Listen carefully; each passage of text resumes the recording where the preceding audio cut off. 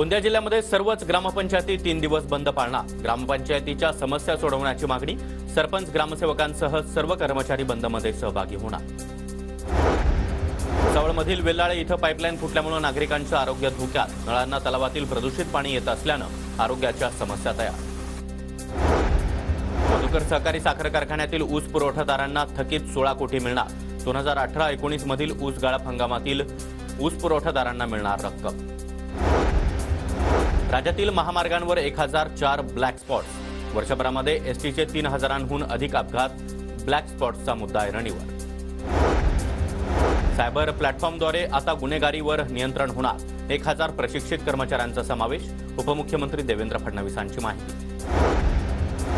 संजय गांधी निराधार योजना लाभार्थ्यांना घरपोच मानधन मिळणार। पोस्ट बँकेच्या माध्यमातून हे मानधन दिलं जाईल।